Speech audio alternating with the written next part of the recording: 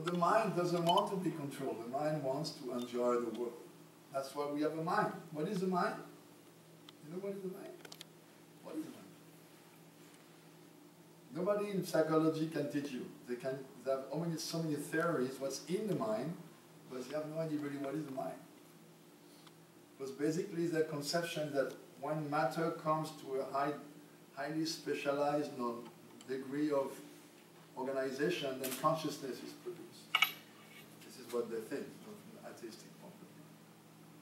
But we think the other way around, according to the Vedas. First consciousness, subtle, then grows. And we can see it in daily life. Before everything we see around us, first it was conceived in somebody's mind. Like the plan for this apartment, the building itself. First, some architect designed it in his mind. Then he took his computer and his program. He started to project. Okay, let's have the kitchen here, the bathroom right behind, so all the pipes come to the same place. You don't carry them to the other place because losing heat on the way. It's all been done in the mind. And everything you see, every building, every design, every painting, everything. This, the universe, that poster, first it was in the mind of a devotee, and then they put together. The whole universe is all in the mind of Brahma. First Brahma. He thinks, then he organizes. So from subtle to gross, from consciousness to manifestation. Spirit animates matter. Right? So what is the mind? What is one of the 8 material elements? One of the 3 subtle ones. What is the mind? Consciousness, let's say pure consciousness is like a white light. A pure white light. I am the pure ego, because we speak of false ego, it must be the real one, right? The false one. So, the pure white light. I am the eternal loving servant of wonderful Krishna. That is original consciousness. But if I put a filter, then we have a white filter that doesn't count. It remains white. If you put a red filter, everything will be red. A yellow filter, everything will be yellow. So the consciousness is coming from the soul, pure consciousness. And it meets one filter called the false ego. Consciousness crosses the filter. On that side of the filter, because of the filter, the consciousness has changed. Where is it now, the consciousness? In the mind. That's what the mind is. The mind is receiving the consciousness after the filter of false ego. And because the consciousness is coming, it looks like the mind has a consciousness of its own. We speak of the mind like a person, like an enemy, like another being. Actually, the consciousness is all consciousness, but the false ego is in between, and here the mind, the consciousness has forgotten I am a soul. Here the consciousness thinks I am the body, I am product of this world, I am the angel. That's what the mind is. It has this, now it's going to see everything through a filter. What is the mind doing? Sankalpa, vikalpa, accepting, rejecting, accepting, rejecting. According to which criteria? Very simple. Pleasant, I accept. Unpleasant, I reject. So Suddhadvaiti Thakur says, what is the mind? It is something which has empathy or aversion for the things of this world, based on the very archaic criteria. Like they say in America, if it feels good, do it. That's a mind. Well, that's a... We hear those things from America. We European, we are not so bad. I just say, no, remember, the mantra here is what? Everything, now, and more. Isn't it? Everything, now, not waiting. Everything, now, and more. That's what the mind wants. I mean, we have experience. We walk in the street. I mean, we don't see it because we're like an automatic pilot, more or less. You walk in the street and you don't realize that you're constantly choosing, accepting, rejecting, at every moment. It's almost not conscious because we've been in it for so long. You walk, some nice smell of fresh bread is coming. Fresh bread? Not pleasant, I want. But if on the other hand you smell some refuse, some garbage, not pleasant, I don't want. You're in a male body, you feel a very gorgeous woman, oh, pleasant, attractive, I want. And you see an old babushka, an old lady, not attractive, I don't want. And if you're a female body, you saw a very handsome man, oh, attractive, enjoyable, your mind is attractive. And you see an old guy, not enjoyable, you don't know. And constantly we choose, no, yes, no, yes, no, yes, no, constantly. Only with the enjoying mood. And what bhakti means, oh, we want to change that criteria, that archaic crocodile-like, looks like it's from the reptilian part of the brain. We want to change it into what? Favorable to my bhakti, I accept even though my mind doesn't want. Unfavorable for my bhakti, I will not accept it, although my mind wants to accept it. That's the beginning of the path, sharanagati. Accepting the favorable, rejecting the unfavorable. And therefore those two, because sometimes it's tough to do it, they're called tapasya. Those two first steps are also called austerity. The mind doesn't want to get up in the morning early and take a cold shower. No. But no, I know for my spiritual life it's favorable, therefore I get up so I can go to Mangalarti and see the deities. I know when I'm going to be in Mangalarti, I'm going to be happy. But right now, Mama said, just turn on the other side, pretend you didn't hear your alarm. Pretend you're sick. Prabhu, I didn't see you this morning. Yes, Prabhu, I was a little sick. Okay, no, you're not sick for the prasadam. Oh, no. So that's therefore the beginning of the path, sharanagati, taking shelter. Sharanagati means not to surrender. But if I say surrender, what does it feel like? Hey, surrender. Okay, don't shoot. But sharanagati also means something else. It means taking shelter. Oh, yes, after so many storms, your little boat has been tossed by so many waves of birth and death. After so many storms, finally there's a place where you can anchor your boat. You can have a shelter, a safe haven. Oh, I'm interested, tell me more about it. But if I say, Prabhu, you're not very surrendered. Oh, yes. How does it feel? It's like you feel like someone is pointing a gun at you. Like, okay, temple president is taking you into his office. Well, you're not surrounded enough, Prabhu. How does it feel like? He's right. But if you say, there's a very nice process. I think you didn't catch it. It's called surrender. But surrender means to take shelter. Taking shelter. That sounds much more attractive, right? Taking shelter. Yeah, taking shelter of Krishna through the different rules and regulations. The rules and regulations, they're just to help. But the mind is such a rascal, and it's trying to tell you, the mind is making like, during the war, each party, to hide their moves, they make some smoke screen. So the mind is always putting on a smoke screen. Favorable for you bhakti doesn't mean favorable for your happiness. And unfavorable for you bhakti means maybe not good for bhakti, but it may mean favorable for your happiness. The mind is trying to cheat us, so that's his business. He's trying to cheat us and make us believe that favorable for my bhakti doesn't mean favorable for my happiness. But we understand actually happiness means bhakti. Bhakti is a real source of happiness. The senses, they don't really gratify. They give you some kicks. They give you some short-term pleasure. They titillate you to get excited, you get some kicks. But it doesn't last. And we know everything based on anything material, it follows the rules of everything material. It appears, it grows, it maintains, it comes to a peak, maintains, byproducts, goes down and disappears. Everything in this world is like that. So any happiness based on anything of this world will also have those different 6 stages. But we want happiness. Happiness, that's another stuff. Happiness can only come from the soul in his relation with God. That's why in the spiritual world, nobody cares about being loved. No, they couldn't care less. They feel completely satisfied because Krishna loves them and they feel their love. They feel his love. When Krishna, little boy Krishna, 7 years old, he managed to convince his father not to worship Indra, but to worship Govardhan. So they took all the preparation, the mountains, Anaku, the mountains of food prepared for Indra, they brought it to Govardhan. And Krishna himself became the pujari to offer, and he also became the eater.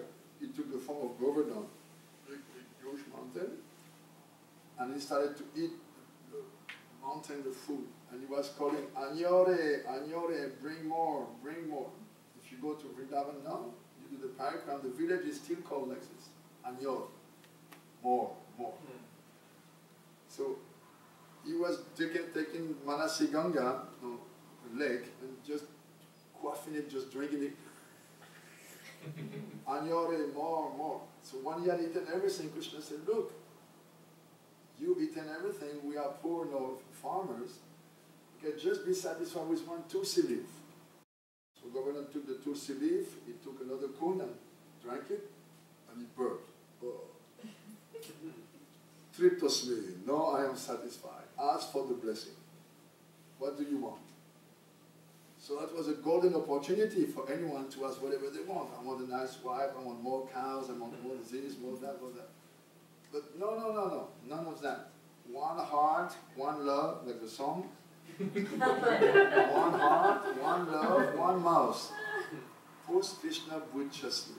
Let Krishna be happy. Nothing else. Nobody had anything else in their mind except let Krishna be happy. That was the only desire of everyone. That's the spiritual, that's love. Love doesn't mean, you know, I love you. That doesn't cost any cent. I love you and what? That's all I love you. Imagine, no, a man approaches a girl with a bouquet of flowers. You say bouquet also in English? Bouquet. That's a French word. Yeah. Like all the words Oui. of man. Like in Russian, say stole so many words from us. When I come to Russia, I'm always amazed. I say, that's a French word, that's a French word, that's a French word. How do you say that? That's French. But they say ballet and bouquet. Ballet, bouquet. It's ballet. Ballet and bouquet, yes. So the man approaches the girl with a bouquet. I love you. Oh yes, and what? No, that's all. What do you mean? Love you? You want to marry me? No, I just love you. But what do you mean by that? I just love you. But you want to start a relationship? No, I just love you. Love is not just the words. It's not just the feeling. The words, the feelings, plus the action. Love means you do something for the object of it. That's real love. That's why in this world we said it's very hard to find pure love. Because it's always self-motivated. There's always something, what's in it for me. Everyone is interested about love, right? I see that everyone, when I start to speak about love, everyone's eyes start to sparkle. Everyone's ear become like, oh, love, what is he going to speak about? Because everyone wants love, but when we say we want love, we want especially to be on the receiving end. We want to receive it. We agree to give it if we receive it. Except mothers. Mother, that's another category. Especially when the children are small. Mothers, they don't cook with a spoon, they cook with a heart. That's why nobody can forget the borch of mama. The mom's apple pie. Nobody can forget mom's apple pie because she's not cooking with a spoon, she cooks with her heart. You're not eating food, you're eating emotion, you're eating care, you're eating love. So mothers, they're like a living example of love, giving for the other. They'll be up the whole night with the baby. If he's crying, they'll go back and forth with it. They'll read, they'll get up, they put, if he has fever, they put, fresh compress with water. Father will not do that.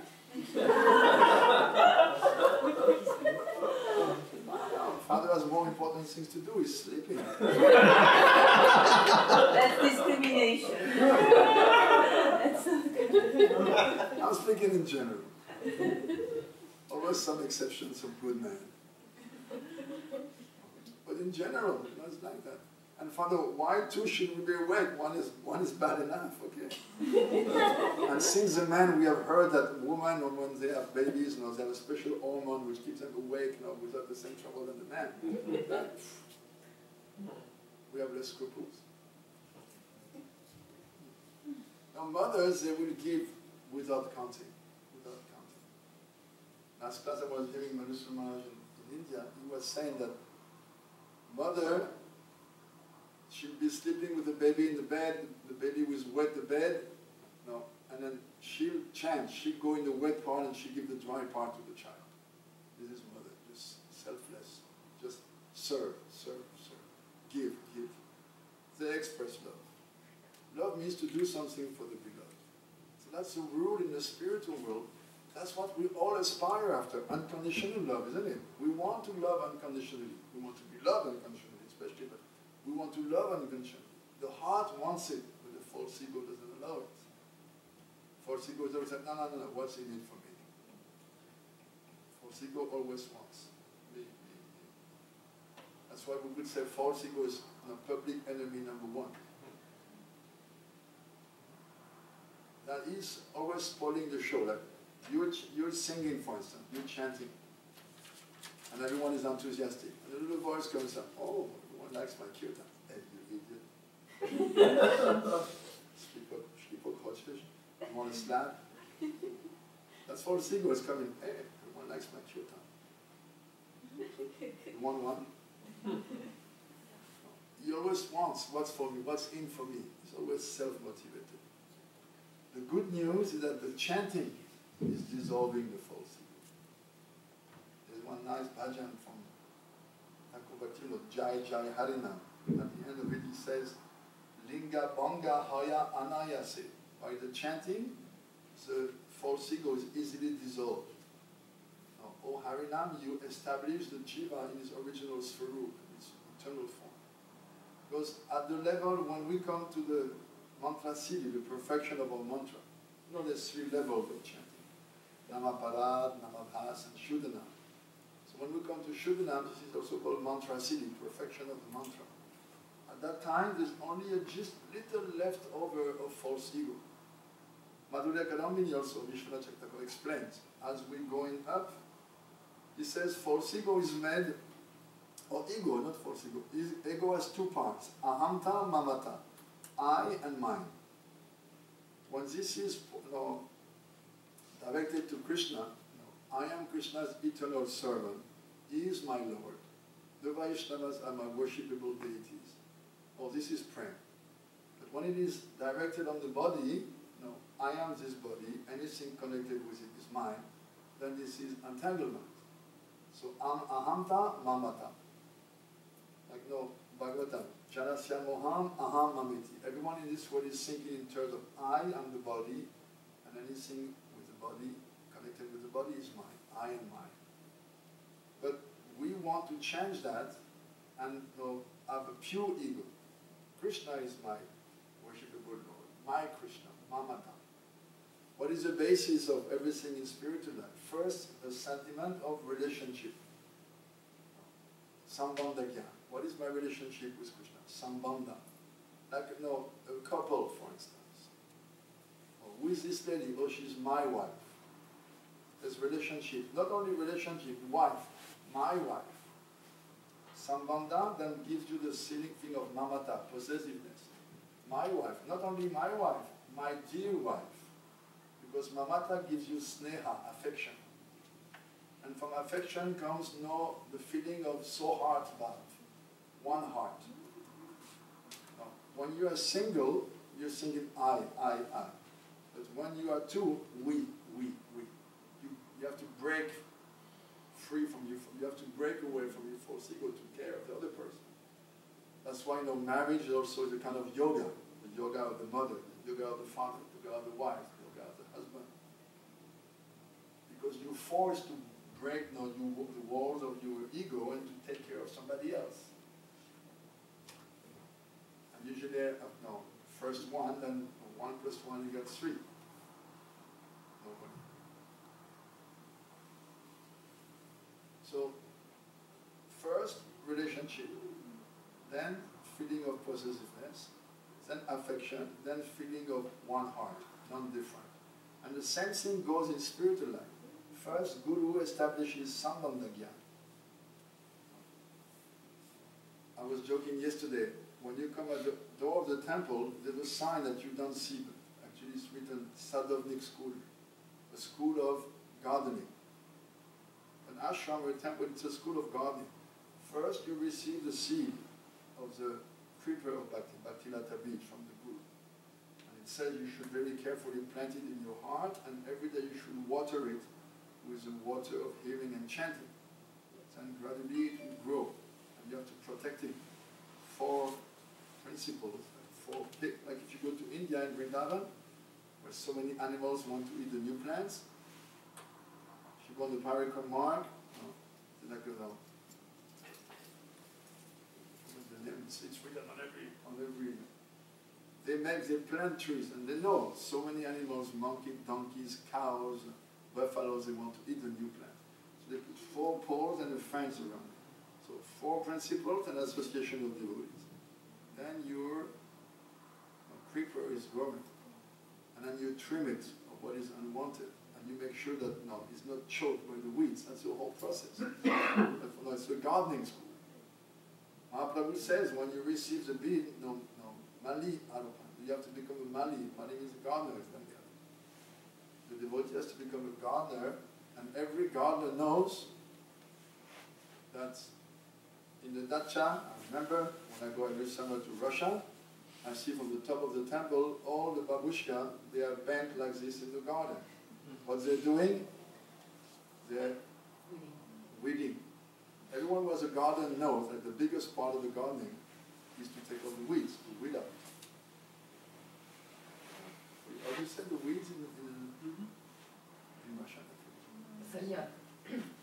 Sarnik. To pull the sarniki, to pull the weeds. That's the most important part. So I know Bhakti also, we have to know what are the anarthas, or the weeds, and then to pull them. When they come out, we have to accept, I don't want to pull it out because I'm attached to it. No, I pull it out. It's choking my Bhakti. So all of this is to lead us to what? To pure love. That's the goal. That's the program. The ultimate goal is not freedom from birth and death. That's a side effect. It's a package deal. Liberation is included. It's a side effect.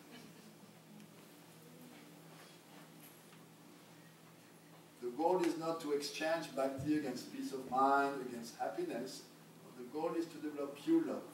But at the beginning it's normal that we have different motivation. Who has come not to Krishna consciousness for Krishna, for pure love of Krishna? No. We come looking for the truth, we come out of distress, we come out of curiosity, so many reasons. In Bhagavad Gita, Krishna says, 4 kinds of people come to me. So in Bhagavad Gita, he called them pious people. But in Chaitanya Charitamrita, which is the postgraduate story, what does he say? When those fools who have approached me with different material motivation, they have fulfilled their ambition, should I let them go now? Like the curious, no, he knows, okay, this is the knowledge. The one who is in need, he has received his prosperity. Should I let them go? No, at that time I manifest the power of attraction of my lotus feet. This is a wonderful thing about Bhakti. Even if you approach God for the wrong motivation, the process of Bhakti is so purifying that in the process you lose your original motivation and you develop attraction for Krishna. What is the best example, most famous example? The Bhagavatam? The son of, Dhruva Maharaj. He just wanted a kingdom bigger than his father and his grandfather. That's why he approached the Lord. But when he was face to face with the Lord, what did he say? Oh, what a fool. I was looking for some piece of broken glass. No, I have got you the most precious jewel. I am satisfied. I don't want anything anymore. But still the Lord gave him rulership over the earth for 36,000 years, and his own planet Dhruvaloka, that all the planets do parikram of. All the planets, they go around the polar star. That's Dhruvaloka, out of respect. It's also considered like a Vaikuntha planet within the material world. So he he didn't go to the forest to be a devotee because he was a devotee, he wanted to love Lord. No, he wanted it. Narada Muni told him, hey, come on, dear boy, you're so young, just go back to your mother. When you'll be older, you'll come back, I'll teach you. No, that's all what you have to say, then go your way.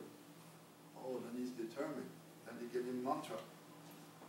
At the same time, because he did not follow, really, the advice of his guru, although he saw the Lord, he could not get out of the material world. He has a planet, a Vaikuntha planet in the material world, but he couldn't go to Goloka Vrindavan because he did not follow under Anugatya. He did not follow properly. When Narada Muni gave him good advice, he was 5 years old. Why you get so upset for something like that? He was testing him, and at the same time, he was telling him. But no, he didn't want to follow exactly. So he got the result because he was determined, and the Lord also was waiting. Lakshmi Devi told the Lord, why you are waiting for this little boy, 5 years old, so determined, making so many austerities? Why do you wait for so long? They say, well, Narada Muni told him in 6 months. I have to respect the word of my pure devotee. If you had said you get it in a week, I would have given him the darshan in a week, but he said 6 months. I'm just waiting that. Krishna is a very pragmatic person, very practical. Like Draupadi. When they were trying to dishonor her in the assembly of the Kuru. So she was fighting with Dushashan and she was still holding her sari with both hands. And she started to cry, oh Govinda, Govinda. And Krishna was thinking, you depend on your hands, what you did me. So she let go of one hand, oh Govinda, Govinda, but still she was holding. You depend on your hand. Then she put in her sari in her mouth. Krishna, you depend on your mouth?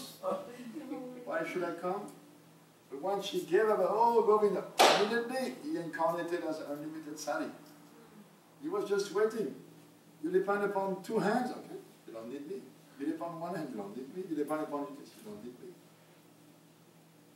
Prabhupada said one time, Krishna is like a jealous woman. He wants exclusivity. And Srila Maharaj says Krishna is no shareholder. He wants monopoly. He wants to be the only one. No shareholder. He also said Krishna means all rights reserved. Srila Maharaj. He has an amazing way. If you get a chance, Google it on the internet, if you can find his books. Because he presents Krishna consciousness from a completely different angle. The same substance, the approach is completely different. And when you read it, it's like really thought-provoking. Prabhupada said, no, he has realization, he would faint reading them. What's the name? Bhakti Lakshak Srila Maharaj. Srila Bhakti Lakshak. Srila Maharaj. Srila Maharaj. Krishna means all rights reserved, no suggestion box, no complaint box. No, this is an aspect of God that in the West nobody has ever taught us. God as a supreme enjoyer. In the West, now the only idea of God we have, God is the position, the big judge, the chastiser, or the father, the all loving father. We don't really know. No, there's no description, there's no model. Michelangelo, when he was looking for a model in the Bible, he couldn't find any because he appeared as a burning bush in the Bible. There's no description of God. Now, the artists, they want a model, right? He couldn't find a model. So he invented this idea of the old guy with a beard touching the hand of Adam with his finger. Famous painting on the Sixtine Chapel of St. Peter of Rome. That's the idea people have of God. But the idea of God who has a separate agenda, God for himself. Because we're so much now ego-centered. If we think of God, we think God for us. What can God do for us? But the Sanskrit word is very different. No. Servant in Sanskrit is a very sweet word. Kinkara. Kinkara means kinkaro miyaham. What can I do for you? Not what can you do for me. That's what servant means. What can I do for you? Kinkara. Kinkari. Servant, maid servant for the ladies. Kinkara Kinkari. What can I do for you? So God is the supreme enjoyer. That's what God means. Prabhupada gave an example. One time, one Muslim Nawab, very rich person in India, he told his servant, oh, you should clean the chandelier, crystal chandelier. Chandelier. No. That's a French word. Yes. So the servant started to clean, and when he was cleaning, he dropped one of the crystals. So he was freaked out. Said, oh my God, my master will chastise me so bad because now there's one crystal missing. But the Nawab came out of his office. What was that noise? Oh, Uzur, please forgive me. I said, no, that was very nice noise. Well, no. I dropped one, by mistake, I dropped one crystal on the ground. That's what made this noise. Drop another one. Another one. And he got him to drop every single crystal just to hear, just to enjoy the tingling sound. That's what Prabhupada says. This means rich. Rich means this. And then Srila Maharaj said a similar example. One Muslim Nawab was invited from India to the court of the king in England. And they were discussing, and at one time he said, oh, how do you kill the criminals in your country? So, well, we hang them, sir. Huh? Oh, interesting, I never saw that. In India we have all kinds of ways. We put them on a spike, we get them their head crushed by an elephant, we train for that, or we push them on the pit where they have like spikes like this. Hanging, interesting. Could I see? No, we cannot hang. But you don't have anyone in the jail, any criminal that is condemned to death? No. Okay. No. Can you hang one of your people so I can see? No, we cannot. Okay, take one of my servants. Take this one. No, we cannot do like that. Oh, and you don't know what king means. He said, you don't know what king means. King means he has absolute right. You're the king of England, and you cannot even my own man, you cannot hang him for me to see how you kill people, the criminals in your country. What kind of king? He was trying to, what kind of king you are? You don't know what king means. So God means supreme enjoyer. That's why Srila Maharaj says, no reserve, no attrition box, no suggestion box, no complaint box. All rights reserved means he can do everything he pleases. He says it's not a democracy, it's a mad monarchy. It's not the spiritual is not run by a democracy. We the Westerners, Prabhupada said we are lovers of democracy. The spiritual world is now a mad autocracy. The ruler is mad in love. Therefore you cannot really figure out what he's going to do. Because everyone knows love makes you blind. Even in this world. Srila Maharaj also says, you can study something or someone who goes by a certain pattern of behavior. That's what science is supposed to be, observing, and afterwards giving some conclusion. But that fellow Krishna, he can change the rules. He's making the rules, he can change them from day to the next one. And in Bhagavad Gita he even says like that. He says, Yeyatamam prapadyante. As you surrender to me, I reward you accordingly. But in the Bhagavatam, when the gopis surrendered everything to him, he said, I'm sorry, I cannot pay you. So that rule of Bhagavad Gita, he breaks. Naparayeham, I don't have the wealth to repay you. You are ekanishta, you have exclusive one-pointed love to me, and I am bahunishta. My love is divided. I cannot even forget a new devotee from Washington, D.C. Krishna said to the gopis. You don't believe it? In the 10th canto of Bhagavatam, the most intimate part, Rasa Panchadhyaya, the 5th chapter dealing with Rasa dance. Prabhupada is so wonderfully presented in Krishna book. Krishna is telling in the heart of the the original discussion on love with gopis, the topmost lovers. Krishna says, I cannot repay you, I cannot even forget a neophyte devotee of Washington, D.C. Well, he doesn't say Washington, D.C. is a material world, but until now on my map, now Washington DC is still in the material world. Krishna said, I cannot even forget a new devotee, even not initiated.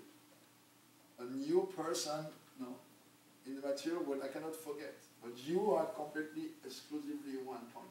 I don't have that kind of love. I don't have that kind of wealth to pay you back. Then he says, Krishna says, there's nowhere in this world where you can escape the fruits of your karma, right? But at the end of Bhagavad Gita, he changes the rule. If you surrender to me, I clean all you, I erase all your karma. So how can you understand such a person? He's not having a fixed pattern of behavior. The only thing he's doing is that he is always reciprocating love. Reciprocating love. Actually, when he says, when you make one step to me, I make one step towards you, he's lying. When we make one step to him, he takes 100 towards us. But he's humble. We are very proud, but Krishna is very humble. Srimati Radhika even more humble than Krishna. One time, Krishna told her, oh, Radhe, I will go back to the material world and I will make the whole world chant and dance. I will inundate the whole world with praying. But I will take your moods and qualities. And she said, why do you want to bother yourself with the mood of a half-crazy girl like me? Radhika, Radha speaking. Why do you want to bother yourself with the mood of a half-crazy, stupid girl like me? Why do you want to bother yourself with that? The highest divinity, the female god, the supreme goddess, she's saying, I'm a half-crazy girl, why do you want to bother with my emotions? Mahaprabhu said, no, I will make the whole world dance and I will roll on the ground. I said, no, I cannot tolerate the idea of you rolling on the ground.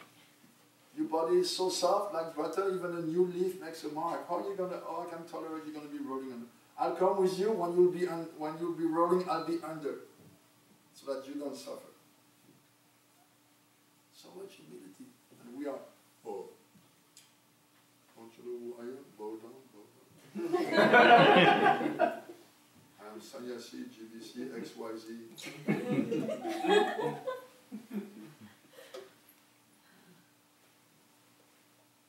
Mahaprabhu has taught the first thing, if you want, Saraswati Thakur writes, Mahaprabhu has written the third verse of Shikshasakam just to tell us how we should chant.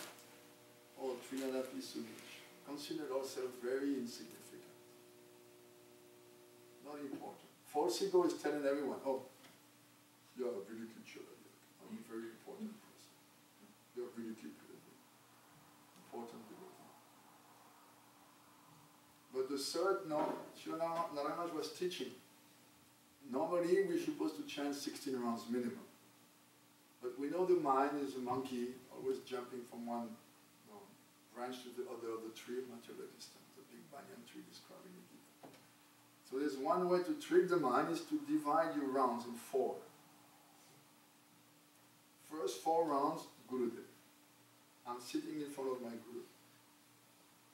He's chanting, I'm chanting. He's not indifferent to me, he's looking at me. I'm looking at him, he's looking at me. So he says, before to chant, you don't just take off your bead bag and rattle the statue, rattle not the beads. You invoke the presence of your Guru. Svagatam Guru. Welcome Guru. Take a seat. And then you invoke the presence of your Guru. And 4 rounds looking at him. He's looking at you. And your mala is like umbilical cord. Guru Mata, Guru Pita. The Guru is father, the Guru is mother. The japa is like umbilical cord between you and Guru. And just like mothers, through the Papavilvans, through the umbilical cord, she's nourishing the child and cleaning the blood of the child through the same cord. I'm chanting, but Gurudev is nourishing me and Gurudev is purifying me. First 4 rounds. Like this. In other words, I'm chanting, but my chanting actually is like a begging bowl. Srila Gour Govinda used to say like that. You're chanting as if you were depending of your sadhana. But actually you're chanting just to express your seriousness and your sincerity. Gurudev, look, I am chanting. But it's like a begging bowl. Okay, I'm chanting, please give me your mercy, because no, Guru Kripa Vinanoi, Koi Sadhana Bhal, no, it says in the bhajan. Without the grace of the Guru, what strength has the sadhana? So the sadhana is like a begging bowl, and we beg the Guru for his mercy. So first 4 rounds, Guru did. The next 4 rounds, no, Thakur Bhaktivedanta, he has written a very nice little book called Harinam Chintamani. You know that Mahaprabhu, he spent the last 18 years of his life in Puri, doing bhajan. Every day he was meeting Haridas Thakur for 18 years. Now in Chaitanya Charitamrita we have 1 or 2 of those meetings, especially at the end, just before the departure of Haridas Thakur. But they met for 18 years every day. That's about 7,000 times, if I'm not mistaken. Right? 365 by 18, it should be around 7,000. So 7,000 meetings. What did they say during those meetings? They must have exchanged the words of nectar, right? But we have hardly any. But one of those dialogues was revealed in the heart of Bhaktivedanta Thakur, and he wrote Harinam Chintamani. Mahaprabhu teaching through the mouth of Haridas. This is Mahaprabhu's technique. Through the mouth of Rupa Goswami, he taught about rasa. Through the mouth of Ramananda Roy, all the details of Krishna Lila, Krishna Tattva, Radha Tattva, all this. Through the mouth of Sarvabhauma Bhattacharya, all the real understanding of liberation. And through the mouth of Haridas Thakur, Nam Tattva, the glories of the holy name. He was a Namacharya. So this conversation was recorded in the heart, revealed in the heart of Thakur Bhaktivedanta, and he wrote it. And at the end, he saw that, I have written a very small appendix, Bhajan Pranali at the end. This is not enough. I will write more appendix. And he started to write, and because he's so much full of compassion, he wrote and wrote and wrote and wrote. Harinam Chintamani is like a 80-page small book like this. But the appendix, it's like 2 times like this. And that's like the unique in the history of literature. The appendix bigger than the book. And then Saraswati Thakur, he has given a commentary on it. Then Srila Narayana, on the order of his guru, he translated from Bengali to Hindi, and he also commented it. We have a big fat book like that. Bhajan Rahasya, how to develop your relationship with Krishna. Rahasya means secret. Bhajan Rahasya is a special teaching that a guru will reveal in confidence to a very special disciple. Bhajan Rahasya, secret. But Thakur Bhaktivedanta is so merciful, he gave it to the whole world. So in that, he shares what he has discovered, quote unquote, with Bhajan. We take him as an eternal inhabitant, inhabitant of the spiritual world. He is Sri Gora Karuna Shakti. He is directly the mercy of the energy of mercy of Gauranga Mahaprabhu. That is Gadadhar Pandit. He is connected with Gadadhar Pandit. The identity is connected. So he's not an ordinary person. He's directly coming from the spiritual world. In one of his bhajan, he reveals, I am Kamala Manjari. Manjari of the Srimati Radhika. But he plays the part of a sadhaka, ordinary conditions. So like all his bhajan, most of them we sing. We are from Thakur Bhaktivedanta. So he has discovered that for every level of bhakti corresponds a verse of Shikshastakam. Every pair of mantra, he has discovered this. Every pair of mantra, the Hare Krishna mantra is called Maha Mantra. Sometimes also it's called the Yugal mantra because 8 pairs of them. 8 pairs. So the first Hare Krishna corresponds to the first level, Shraddha. It corresponds to the first verse of Shikshastakam. It corresponds to the first Lila of Krishna in the morning when he gets up, Nishanta Lila. And like this, every pair of them corresponds to a verse, to a level of bhakti, and to one Lila. What is interesting us here is that every level of bhakti there is a verse of Shikshastakam corresponding to it. So first 4 rounds, Gurudev. Next 4 rounds, the verse meditating on the verse of Shikshastakam corresponding to all levels. Like at the beginning, on the level of faith, Shraddha, you meditate on the first level, first verse. This verse is giving the 7 effects of the chanting. Mahaprabhu, like every person who wants to sell a product, is making advertisement. Like when you drive on the highway, you have all those big billboards. Because you're driving, they cannot give you so many things, you have no time to read. So they say, oh, buy our product because you have 1, 2, or 3 features. 2 features are prominent. Why you should buy the latest Nissan car? Because you have this and that. But Mahaprabhu, in his time, people were not going fast on the highways, they were walking on foot. So his panel is a big panel giving 7 effects of the holy name. Saraswati Thakur, he would call the Sankirtan the 7-tongue fire sacrifice of the holy name. Sankirtan Yagya, a fire with 7 tongues, 7 flames. The first effect is what? Cheto Darbana Marjana. If I chant, it will purify the mirror of my consciousness. Wow, I really need it. Hare Krishna, Hare Krishna, Krishna Krishna. The idea is that on the level of faith, the faith is not very strong, so you should meditate on that verse to nourish your faith. He's telling you why you should chant. When we understand clearly why we do what we do, it opens another dimension in your spiritual life. Oh, that's why we do it. There's a specific reason why we do everything we do. So the first verse tells you the 7 good reasons why you should buy the product of Mahaprabhu, the holy name. Why you should chant.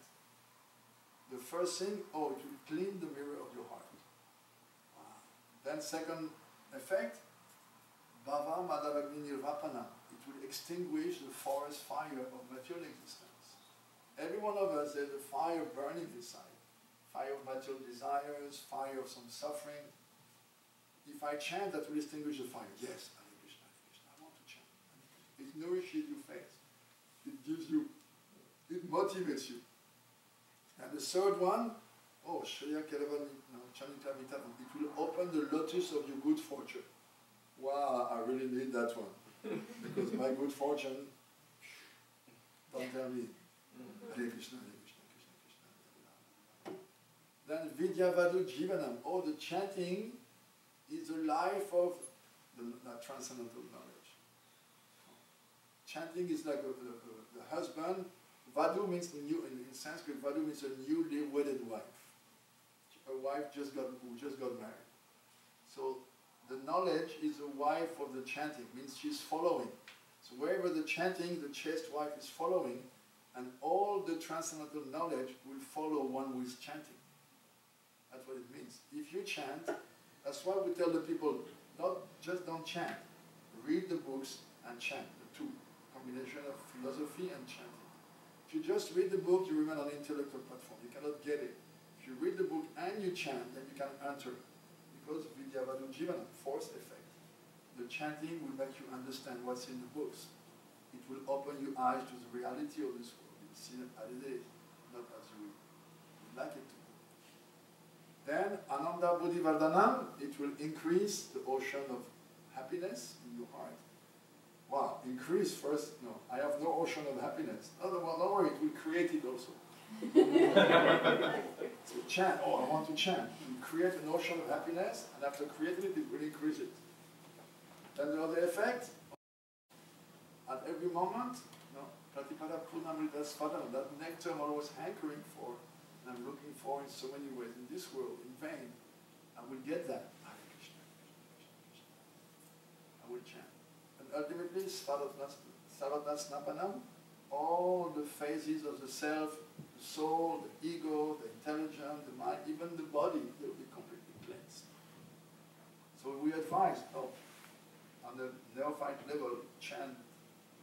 But while you're chanting, also meditate on that.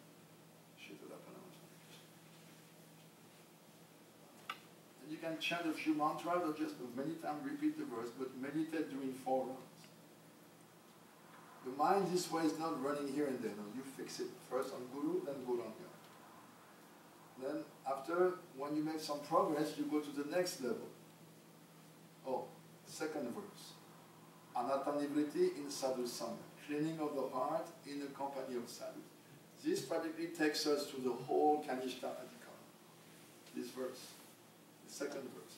That verse is saying, oh, Krishna, you are so kind, you have so many names. In those names you have invested all your potencies. What does it mean, all your potency? Oh, all the potency of yoga, all the potency of jnana, knowledge, all your mercy, all the potency of visiting the holy places, the potency of fire sacrifice, of vows, of giving charity, all those potency, plus bonus, Vraja Prem, the love of the inhabitants of Vrindavan for Krishna. You put it in this holy name. No hard and fast rule. In Kali Santarana Upanishad, which was spoken, like the first, one of the first texts we can find, Brahma Samhita is the first one.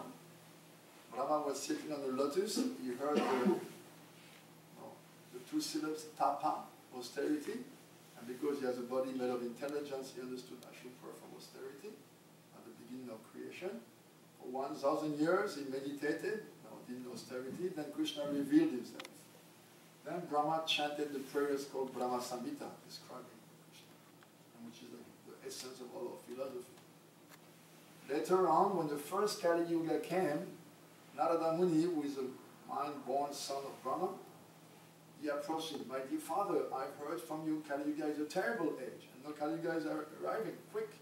So what should I do? How can I Santaran? How can I cross Kali Yuga? So it's called Kali Santaran Upanishad. The Upanishad teaching you how to cross Kali Yuga, how to be free from the bad effects of Kali Yuga. So Brahma said, yes, my dear son, I will tell you, you'll have to chant the Yugal mantra. What is that mantra? Hare Krishna, Krishna Krishna, Hare Ram, Hare Ram. My dear father, what are the rules to follow in chanting this mantra? Because when you chant Gayatri, for instance, so many rules and regulations. Pancha Anga Diksha. You have to do Nyas, you have to do Prapati, Sharanagati, Atmani Vedana, so many things. What are the rules for this mantra? Brahma answered, the rule is that there is no rule.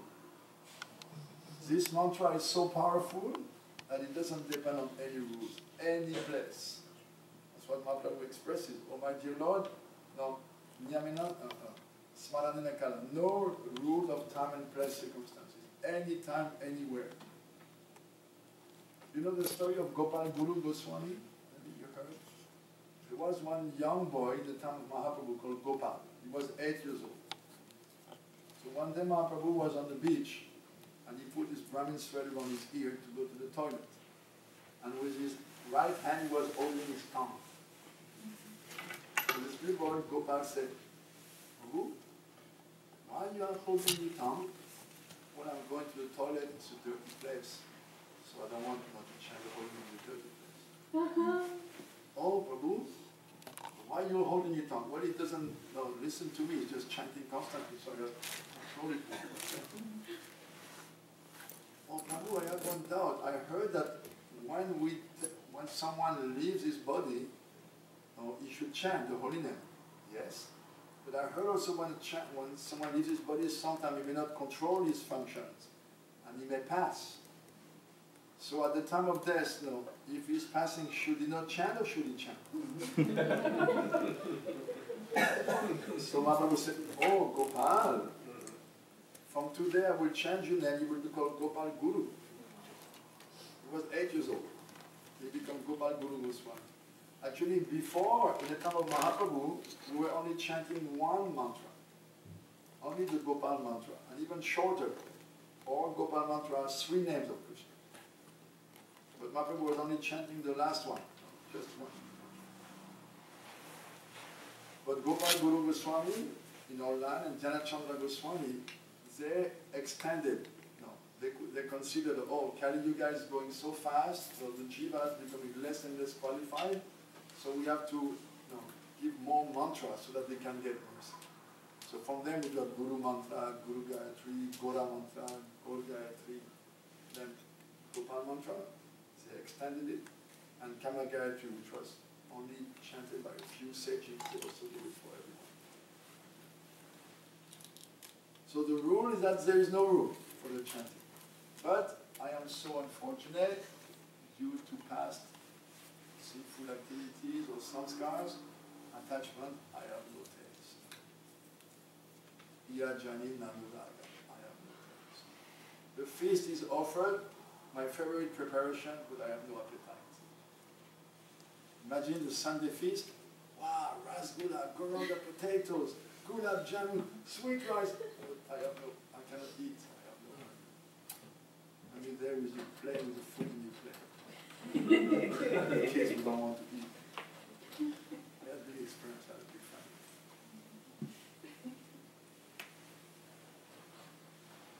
Don't play with the food, just eat. Ah, yes. So Mahaprabhu has given the holy name, no rules and regulation, but I am so unfortunate I have no attachment. Srila said, if you meditate on that verse, day after day, week after week, month after month, year after year, it will melt the mountain of your false ego. It will break it. And it will take you to the third verse, Srila A.C. Oh, consider oneself humbler than the blade of grass. What am I supposed to do? It's up to you, right? Well, if it's up to me, it's all night. So you have to push on the pause button.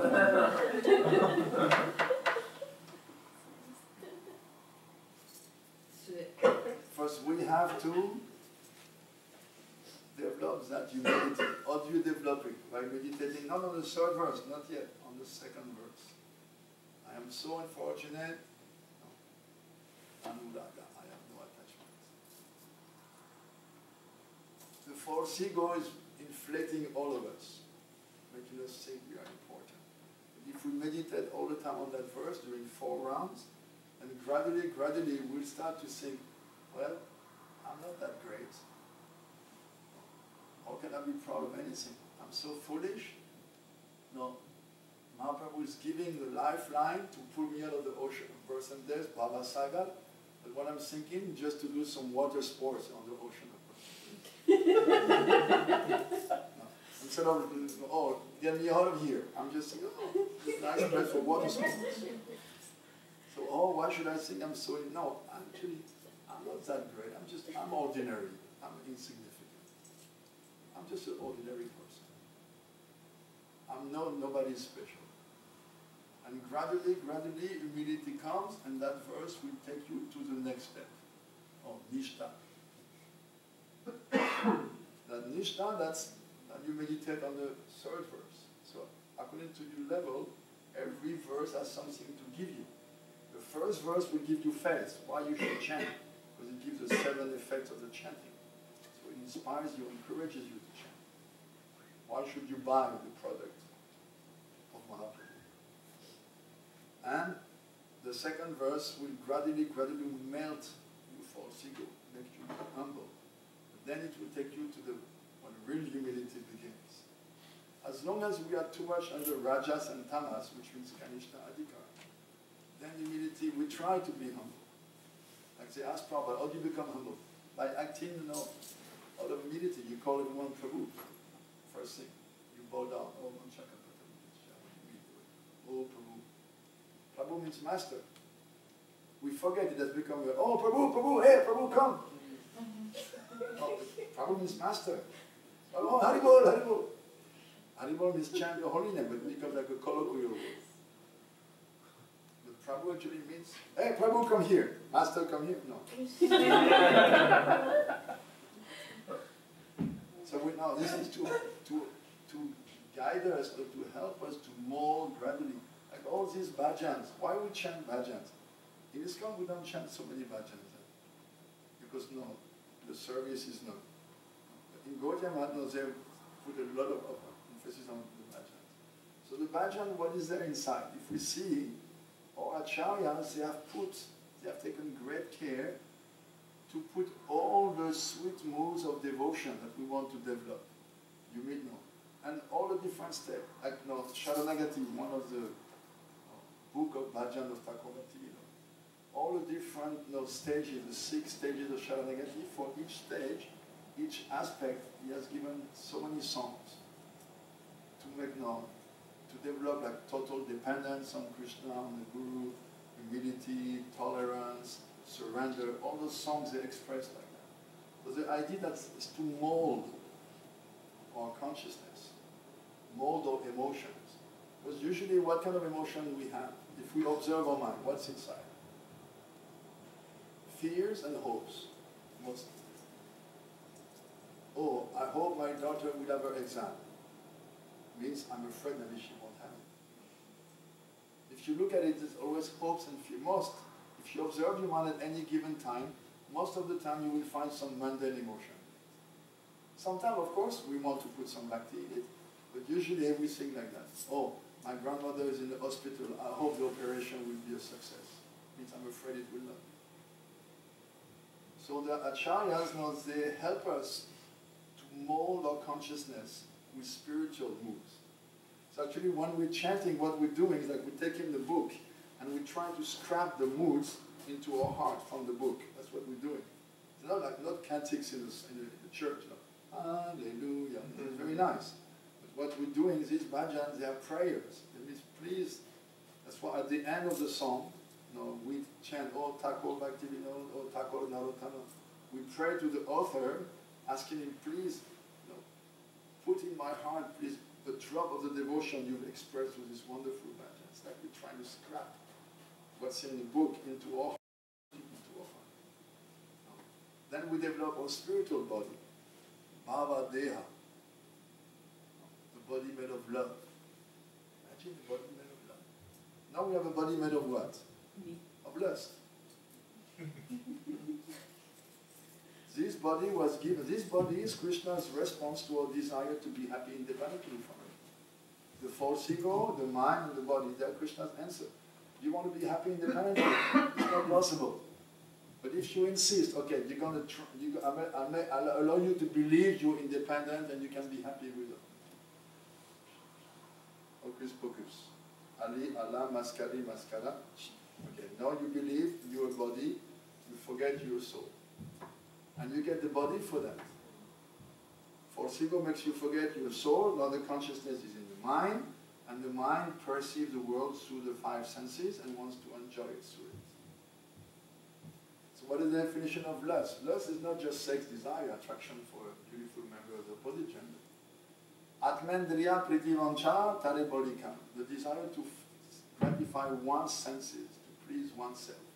That is lust. And what is prem? Krishnandriya pritai, Krishnandriya priti icha pave premada. The treasure, the great treasure called prem, or love of God, it is a desire to please Krishna's senses. In both cases, we speak of sense gratification.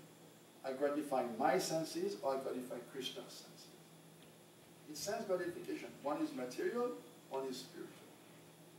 One is Krishna's transcendental senses, and one is my material senses. So this body, we can say, is made of lust, is made of the desire to satisfy ourselves. Therefore, we have a body, which is appropriate, with senses which titillates the mind through the sense objects. You go in the street, and then your mind is constantly receiving information through the senses, on the sense object. We said before, oh, nice fresh bread. The sense object of the nice smell is coming to your mind through the sense, and your mind is accepting or rejecting the information. It's completely mechanical. And if you want to serve Krishna, or you need a different kind of body, you need a bhava deha, a body made of love. What is the definition of sadhana bhakti? Why we do what we do? What is the definition?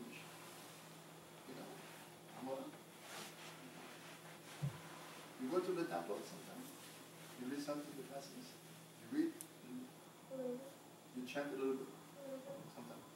A little bit. What is the definition of sadhana? What is the goal of sadhana? Sorry, I'm just what's going on. We have again to go to Nectar of Devotion, the book of definition, Paribhasa Shastra. What you're doing Kriti sadhya, bhavet sadhya, bhavasa sadhanida, nisya silasya bhavasya, prakritim ridi sadhyate. What we are doing now with our present senses, with our mind, with the accompanying emotions, to develop our eternal love for Krishna. That is the definition of sadhana. Everything we do to develop our eternal relationship, our eternal service. Because already we have, the soul has 11 characteristics, ekadas bhav. 11 characteristics now. A name, a form, an age, a dress, a particular place of residence, a particular service, particular aspiration, 11 characteristics. So sadhana, bhakti, means everything we do, all the devotional activities we do to awake that eternal reality. Ditya siddhasya bhavasya. In other words, sadhana is to reach what we do, the sadhana we do, sadhana bhakti, to reach bhava bhakti. Bhakti has 3 steps. Sadhana, bhava bhakti, prema bhakti. 3. So sadhana bhakti is to reach bhava bhakti. Bhava bhakti is the end of the road. Bhava bhakti, when you come to bhava bhakti, in this body you cannot go further. Because this material body cannot take more than the first ray of the sun of praying. And bhava is prema ankur, the first ray of the sun of praying. This body cannot take more. And how do you develop? Because bhava, we said before, bhava and prema and sneha, manaraga, nurag, bhava, mahabhava, and all the division. Where do you develop that? Oh, when you have come to bhav, at that level, he said the guru will take an arrow of mercy and he will dislodge from the heart the little leftover of false ego. And when the false ego is gone, then you are in your swarup, you are in your original form. But the original form is not, you cannot really function in it yet. Srila will explain. Even at bhav, you will see your swarupa like in a vitrine, in a window shop. Like you see a mannequin. It's a mannequin, you say? Mannequin.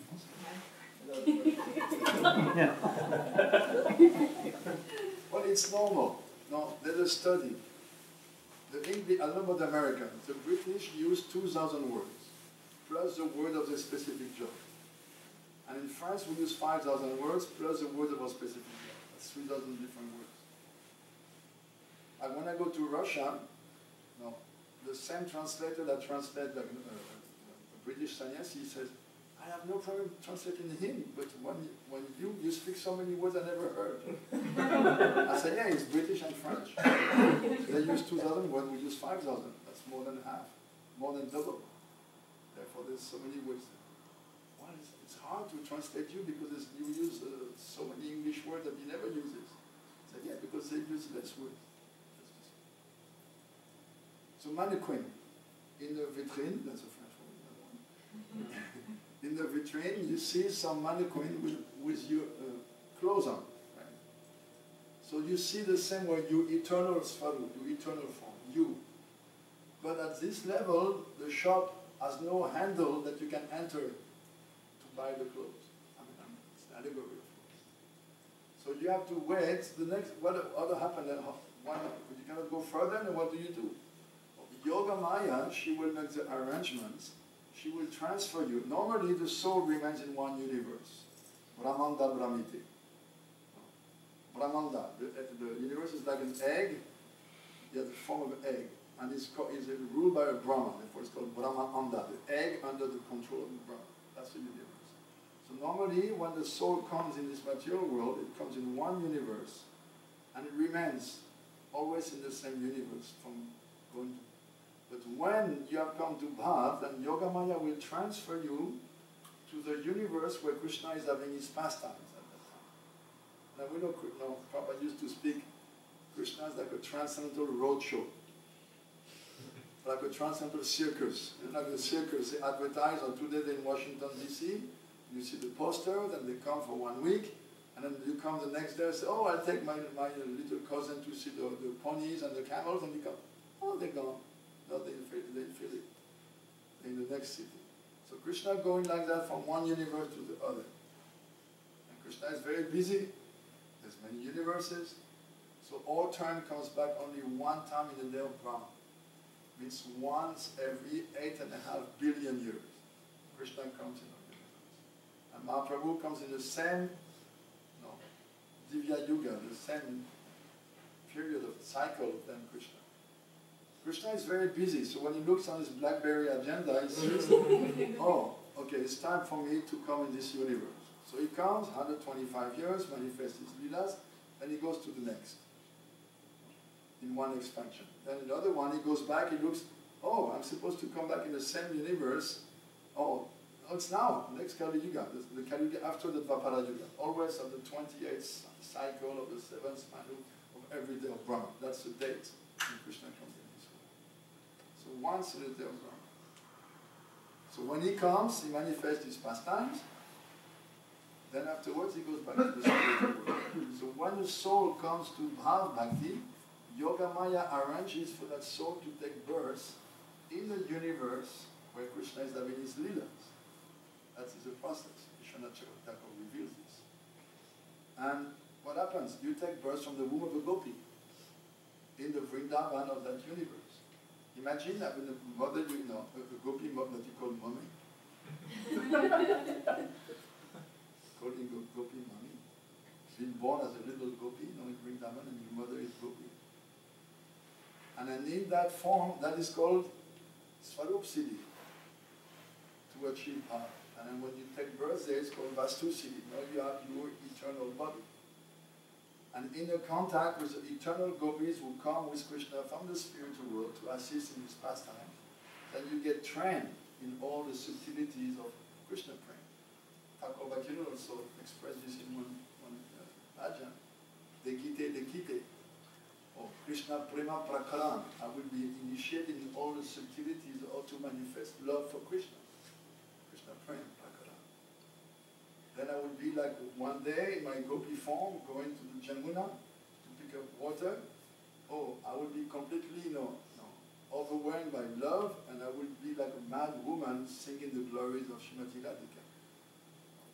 Pagadini Praya, Gaibo Radharayasa. That is a program. Any volunteers? That is the program. What we're doing is not pure Vedic Bhakti. Pure Vedic Bhakti we don't find in our Sampradaya. It is with Ramanuja or the Madhvas of the South. No, we have, before initiation, there's a process called Purashraya, purification process. So what we do, we follow principles, we chant, to prepare ourselves for it. Prabhupada, okay, after 6 months, 16 rounds, 4 principles, then you can take Harinam, and after 1 year you can take Krishna. But in the lines of Ramanuja or Madhva, they are very strict. They do Purashaya means purification. One part is tapasya. Tapasya for us means to follow 4 principles. Tapasya for us, for them is that, plus they brand the new devotee with iron, with the 4 marks of Vishnu. Shh. Like they brand the cattle here in America. So they brand with the conch shell, the disc, the mace, and the lotus flower. Even the ladies. Any candidates? I have some connection with one of the acharyas in the south. Will it help? Do you have a morphine or? And then, if you don't take initiation the first year, after the first year, the next year again you have to. Oh, wow. That's Vedic Bhakti. But what we're practicing is this. Vedic Bhakti with Raganuga Pravriti, with aspiration to Raganuga Bhakti. Some people in some Gaudiya Math, they say, oh, Swami Maharaj, they don't call Prabhupada, Srila Prabhupada. Swami Maharaj, his sannyas name is Swami. Swami Maharaj, he has only given ABC. No, Prabhupada never gave ABC, he gave A to Z, ABC to XYZ. Like the artist song that we're singing for Tulasi. This is not a song of Vedic Bhakti. Morae Vilas, Vilas Kunje Diyovas. What does it mean? My aspiration is to be in Vrindavan in the Kunja, Grove. groves of Vrindavan. Nayane heribo sada yugala ruparasi. With my own eyes, I will see the intimate pastime of Radha Krishna. Oh, Tulasi Devi, please accept me as one of your maidservants. Make me you. This is a direct prayer to become a manjari. And Prabhupada gave it from day one, as soon as he introduced no Tulasi worship. The prayer is not saying anything else. It's, oh, I want to be in the Kunja of Vrindavan. With my own eyes, I will see the Leelas of Radha Krishna. I will attend those Leelas, I will assist. Just like we pray every morning for the spiritual master. Nikunja you know that this is referring to that. So Prabhupada from the beginning, he was telling this is the goal. His guru or his sannyas guru, the guru of Srila Narayana Maharaj, Bhaktivedanta Swami Prabhupada, he was thinking this bhajan is too high for neophytes. So he composed another bhajan. Oh, Moraya Vilas, Mayapur Diolas. My aspiration is to live in Mayapur. I will have the dust of the holy dam all the time on my body to purify me. He said, this bhajan is so high. Because Prabhupada was not teaching Vedic Bhakti. Vedic Bhakti, if you take Chaitanya Charitamrita, 4th chapter of Adilila, Vedic Bhakti takes you to Vaikuntha. Raganuga Bhakti and pure Bhakti is synonym. Pure Bhakti is Raganuga, Raganuga is pure Bhakti. Prabhupada did not create the International Society for Vishnu consciousness. So he did not teach Vedic Bhakti to go to Vaikuntha. He taught Krishna consciousness. That means he was teaching Vedic Bhakti with aspiration to Raganuga. But because we were not ready at that time, when he was still with us, although he gave all the songs and all the plan, and taught as much as he could, he could not directly speak so much on Raganuga Bhakti. But if you look in Chaitanya Charitamrita, the whole thing is there in seed, in quotes, in the verses. Everything is there. But sometimes we need someone to show us, really? Like I was for 23 years in this camp. And that chapter of Chaitanya Charitamrita I read it at least 20 times, the first volume. At least 20 times. But I read it, it never clicked.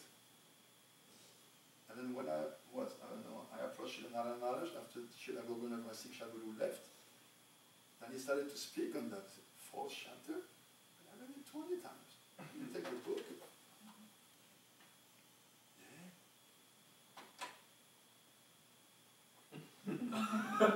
How come I never saw that? I read it 20 times. I remember the chanting I used to sing in Bengali and the translation. Yeah, I remember those words. I can practically sing the words of the verse, but it never clicked.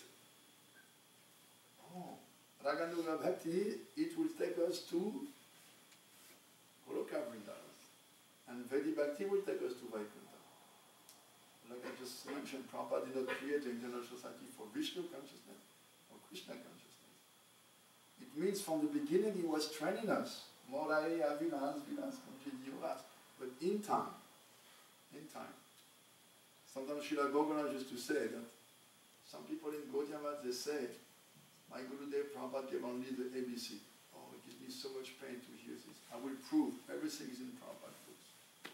Yeah, everything is there, but it's under lock and key, and the key is with the hand of a sadhu. So, then that sadhu he can show you something that your own reading doesn't let you see. That is the idea. That's why we speak of siksa-guru, not just diksha, siksha. First chapter of Chaitanya Charitamrita also is mentioned. Diksha-guru, siksha-guru.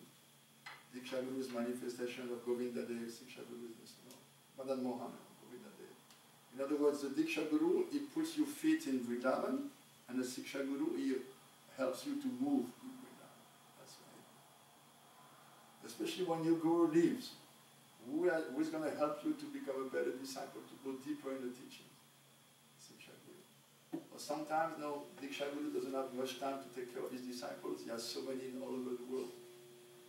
So the disciples are advised to approach a higher siksa-guru, or if not higher, someone who can help them to become better disciples of their guru. Like I feel myself very fortunate after Prabhupada left. Then I met Srila Gour Govinda Swami. He was my siksa-guru for 10 years. Then after when he left, I met Srila Narayana, who was my siksa-guru for 15 years. And now I still have another siksa-guru in India. which is much younger than me. He could be my son, but he's like a very elevated person.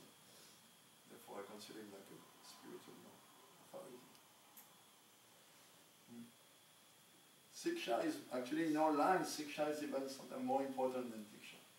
But at least one of the two persons we try to approach. It should be from the highest category. Prabhupada mentioned, ideally Guru should be from that category. Of course, it is very rare, and also we purchase a Guru according to our level of sukriti.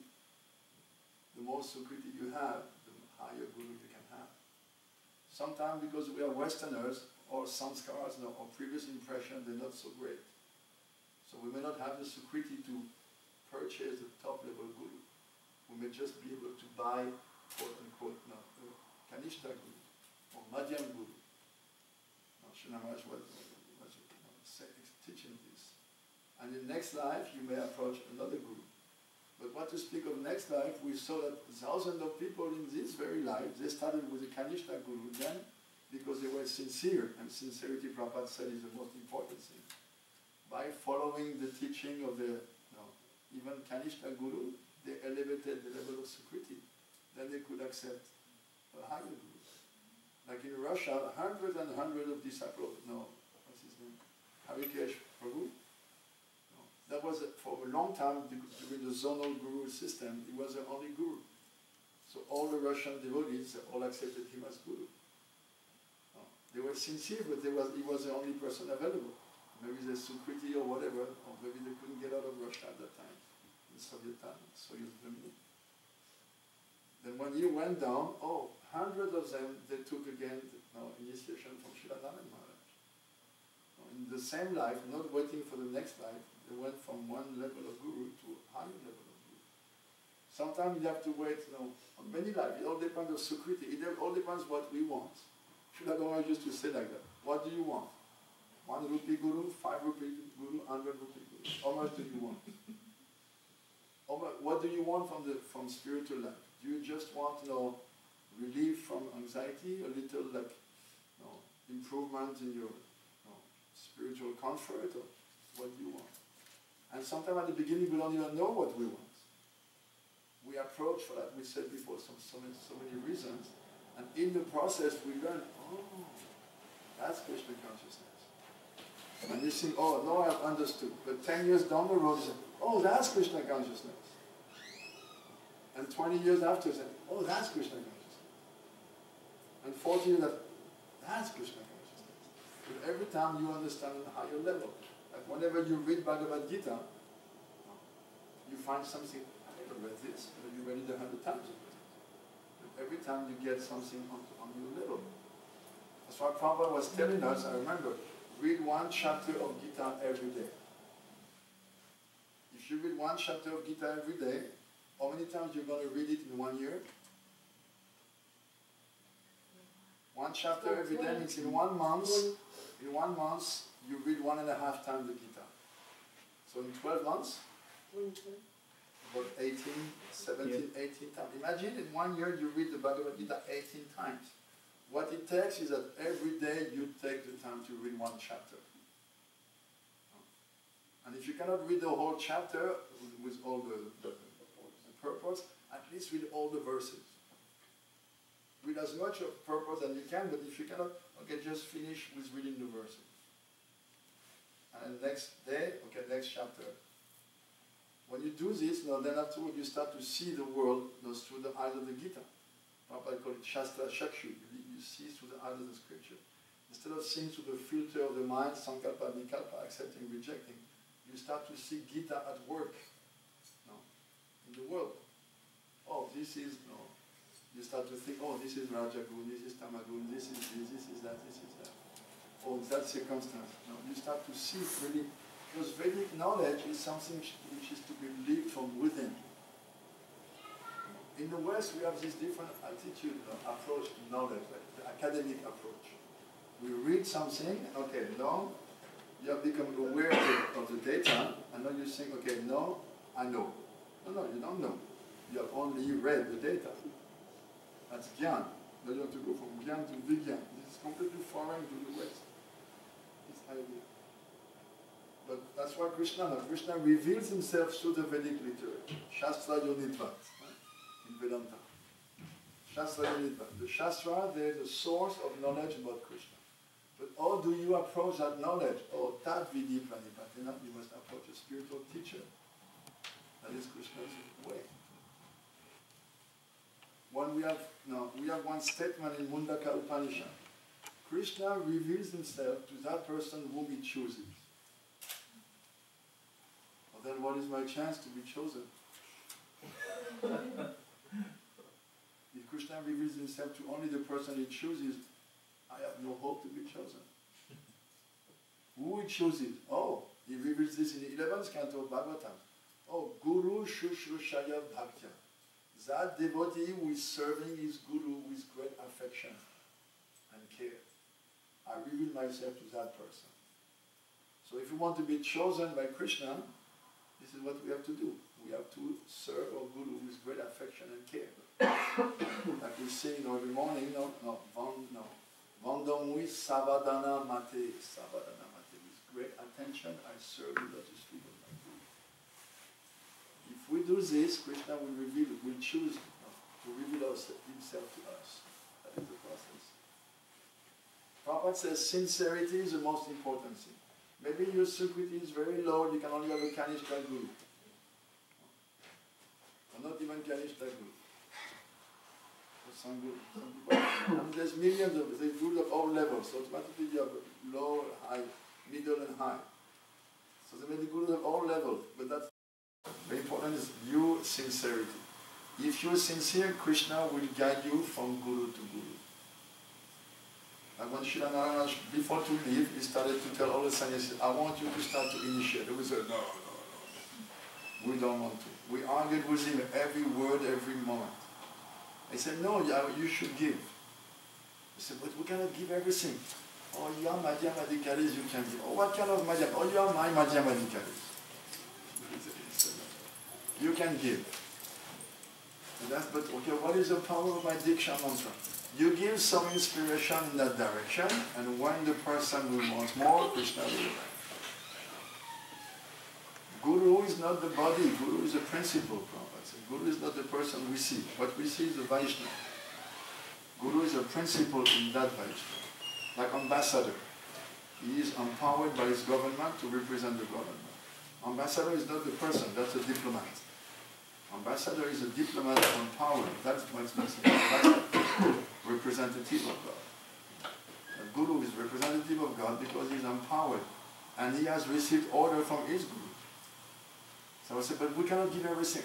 Okay, you give inspiration in that direction. When the disciple will come to that level where he feels, no, I need more and my Guru cannot give, Krishna will make the arrangements. That is the process. That is Guru Tattva. Most important topic.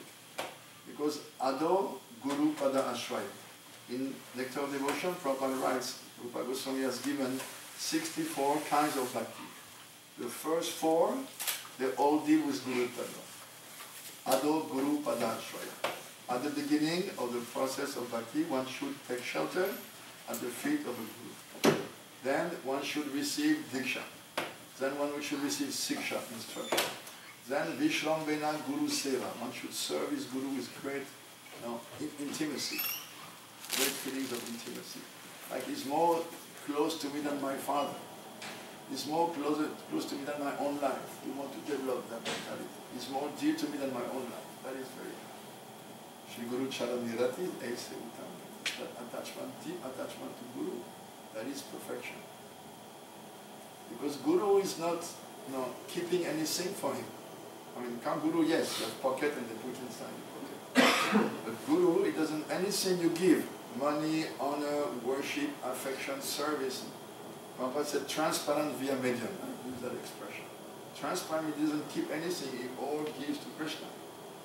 So when we say attachment to Guru and attachment to Krishna are non-different. Like, you cannot say, oh, I have a very good relationship with Gaunita and Radha Krishna, but with Gurudev not so much. That is absurd. Your relationship with Gaunita and your relationship with Krishna is your relationship with Guru. You approach Guru, in other words, you cannot become Krishna Das unless you become Guru Das or Guru Dasi. Guru is collecting service, affection, mood of devotion on behalf of Krishna, and he's transmitting. That is the Guru's business. And if he keeps for himself, then he becomes a kangaroo. He puts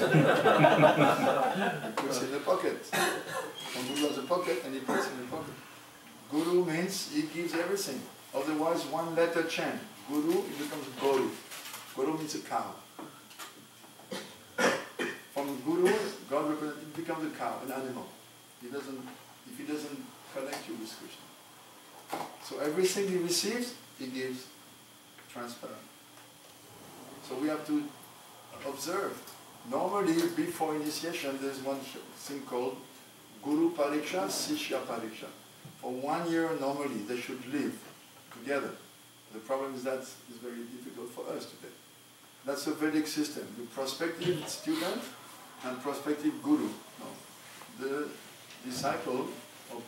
prospective disciple, he goes to the ashram of the guru and he performs what is called Guru Pasati. He stays for 1 year serving the guru, observing, is he a guru according to the scripture? And the guru observes the disciple. Is he for real or is he just a little tired of Maya? No, is he serious? No, is mentally unstable? Is steady? What is his quality? And after 1 year, then they decide what they do. Okay, I accept you as disciple. Oh, I accept you as guru. But nowadays, what do we see? All preachers, whether in this kind of program, they go from one place to one place. If you have them for 1 week, you're lucky. Or unless you follow them all over the place. Which is not always very practical now if you're a student or have a family, because it costs money to go from one place to another. So normally this system I was following, and Srila Maharaj said, you cannot follow these people. Not practical. If you find someone, okay, that you find you're inspired, okay, connect. Nowadays we have so many means of connection. You have internet, you have email, you have Skype, you have Facebook. If you know somebody inspires you, connect and then ask questions, develop the relationship. And then go to India. Now, Srila Maharaj used to say, I come 1 time in the West, you come 1 time in India. That is sufficient. And somebody asks you, sufficient for what? Oh, sufficient to understand. Give up everything and come to live with me full time. But that also is not practical for everyone. Some people, they may be, without children, without wife, without a husband, and they may have the finances to do that. Or go to India and spend sometimes.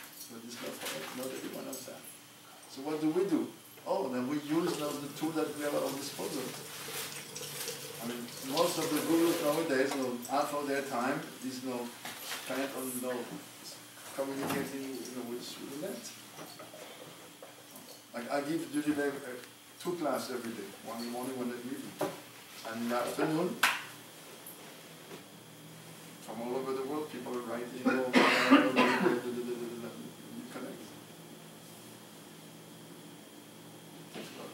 You need a double. Huh? You need a double. A mini-me. Well, sometimes I'm thinking I should just give 1 program a day. Like here today, we have 1 program a day, but I spend probably the whole day connecting with people all over the place. That's how it works. Have you offered the... I'm working on it. We have another 15 minutes, right? You're working on it? What's your Poznan, yeah? It's 8:45. It's okay? Everyone is working or studying tomorrow? I said you have to push on the pause button. Otherwise, Pause button is broken. So, any question, any protests, rectifications, good resolutions? I like good resolutions. Yes? Thank you so much for enlightening us. Just sharing some. My resolution is I chant the house, as you say. First 4 rounds, good a day. Next 4, oh yeah, I didn't finish. Next 4 rounds, first of Srila. The next 4 rounds, Radha Krishna. Just like in Gayatri, you have Gayatri. So, for everyone, except ladies don't take first. The Brahma Gayatri. I mean, in ISKCON they do, right? Okay. And so, first, Guru. Then Gauranga, then Radha Krishna. Guru mantra, and Gayatri. Gaura mantra, Gaur Gayatri. Gopal mantra, Kam Gayatri. They go by 2 by 2. So the same way, in the rounds, Guru, Gauranga, then Radha Krishna. For the next 4 rounds, you will directly addressing Radha Krishna. Oh, please let me serve you. Let me develop my love for you. Please let me become detached. Actually, you don't really have to pray for detachment. Let me become attached to you. Srila Maharaj says, actually, there's only one prayer. My dear Lord, let me become attached to you. And if you become attached to Krishna, automatically you become detached from him. There's no such a thing as detachment without attachment. The soul by nature is attached to Krishna. So you cannot become detached from Maya unless you attach yourself to Krishna. That's why the Buddhist path or the impersonal path don't work. Sooner or later, they go down. Like Hanumanji, he said, Jnana is masculine and Maya is feminine. So the Jnanis, they follow Maya. But Bhakti is feminine, Maya is feminine. So between girls, no problem.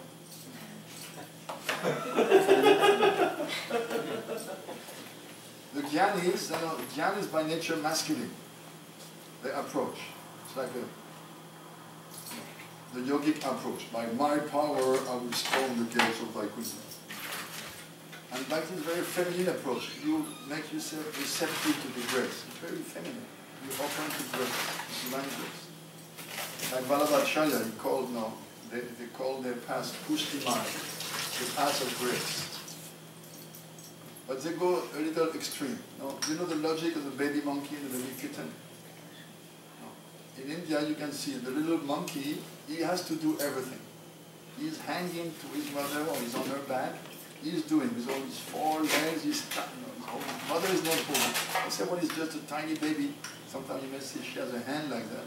And afterwards she's jumping, she's doing, it's up to him. But on the other hand, the baby kitten is not doing anything. Mother takes him in her mouth, and she holds him and she carries him. He just meow meow. He has nothing to do. So some schools, they say, we should follow the monkey logic. And some people say, no, we should follow the kitten logic. But Mahaprabhu said, no, we should follow the double one. We should have the determination and persistence of the monkey and the complete dependence of the kitten. In other words, we don't do anything, we let the Lord give us mercy, we only do one thing. Instead of doing meow meow, we say Hare Krishna, Krishna, Krishna. So our mood is actually closer to the baby kitten logic. But we do something, we chant Hare Krishna. Full, like we said before, fully dependent on the verse. So for the next 4 rounds, Radha Krishna. And after this takes you about 1 hour. Chant what Prabhupada said, chanting between 4 minutes to 7 minutes. Prabhupada said more than 7 minutes you space out. So chanting between 4 and 7 minutes. Beyond that it means you spacing out.